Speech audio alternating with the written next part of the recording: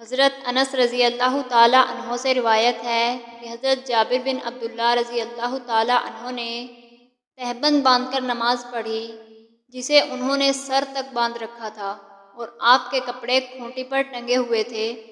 ایک کہنے والے نے کہا کہ آپ ایک تہبند میں نماز پڑھتے ہیں؟ آپ نے جواب دیا کہ میں نے ایسا اس لیے کیا کہ تجھ جیسا کوئی احمق مجھے دیکھے۔ بھلا رسول اللہ صلی اللہ علیہ وآلہ وسلم کے زمانے میں دو کپڑے بھی کسی کے پاس تھے؟ صحیح بخاری حدیث نمبر 352۔ حضرت عائشہ رضی اللہ تعالیٰ عنہا نے فرمایا کہ نبی کریم صلی اللہ علیہ وآلہ وسلم فجر کی نماز پڑھتے اور آپ صلی اللہ علیہ وآلہ وسلم کے ساتھ نماز میں کئی مسلمان عورتیں اپنی چادریں اوڑھے ہوئے شریک ہوتی، پھر اپنے گھروں کو واپس چلی جاتی۔ اس وقت انہیں کوئی پہچان نہیں سکتا تھا۔ صحیح بخاری حدیث نمبر 372۔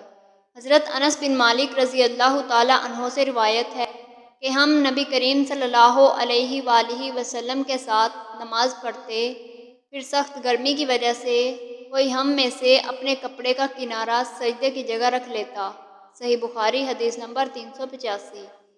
حضرت ابو ہریرہ رضی اللہ تعالیٰ عنہ سے روایت ہے کہ نبی کریم صلی اللہ علیہ وآلہ وسلم نے فرمایا، اگر عورت اپنے شوہر کی کمائی اس کی اجازت کے بغیر بھی اللہ کے راستے میں خرچ کرتی ہے تو اسے آدھا ثواب ملتا ہے۔ صحیح بخاری حدیث نمبر 2066۔